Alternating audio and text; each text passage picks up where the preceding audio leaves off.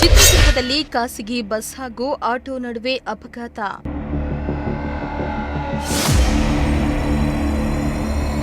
ಆಟೋದಲ್ಲಿದ್ದ ಮೂವರಿಗೆ ಗಂಭೀರ ಗಾಯ, ಆಸ್ಪತ್ರೆಗೆ ದಾಖಲು.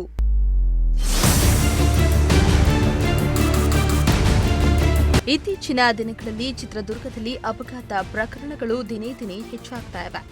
ಅಪಘಾತದ ಕುರಿತಾಗಿ ಚಿತ್ರದುರ್ಗದ ಆರ್ಟಿಒ ಮತ್ತು ಜಿಲ್ಲಾಡಳಿತ ರಸ್ತೆ ಸಪ್ತಾಹದಂತಹ ಕಾರ್ಯಕ್ರಮಗಳನ್ನು ಮಾಡಿ ಜನರಲ್ಲಿ ಅಪಘಾತ ಮತ್ತು ಜಾಗೃತಿಯ ಕುರಿತಾಗಿ ಎಚ್ಚರಿಕೆಯನ್ನ ನೀಡ್ತಾ ಇದೆ. ಆದರೂ ಈ ಅಪಘಾತಗಳು ಇಂದಿಗೂ ಕೂಡ ಕಡಿಮೆಯಾಗ್ತಾ ಇಲ್ಲ. ಇತ್ತ ನಗರದ ಖಾಸಗಿ ಬಸ್ ನಿಲ್ದಾಣದ ಬಳಿ ಖಾಸಗಿ ಬಸ್ ಹಾಗೂ ಆಟೋ ನಡುವೆ ಭೀಕರ ಅಪಘಾತ ಸಂಭವಿಸಿ ಆಟೋದಲ್ಲಿದ್ದ ಮೂವರಿಗೆ ಗಂಭೀರ ಗಾಯಗಳಾಗಿರುವ ಘಟನೆ ನಡೆದಿದೆ.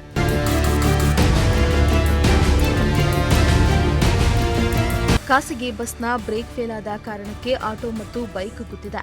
ಈ ಅಪಘಾತದಲ್ಲಿ ಆಟೋದಲ್ಲಿದ್ದ ಪೂಜಾ, ಮಹಂತೇಶ, ನಿಂಗರಾಜುಗೆ ಗಂಭೀರ ಗಾಯಗಳಾಗಿವೆ. ಅವರನ್ನ ಚಿತ್ರದುರ್ಗದ ನಿವಾಸಿಗಳು ಎನ್ನಲಾಗ್ತಾ ಇದೆ.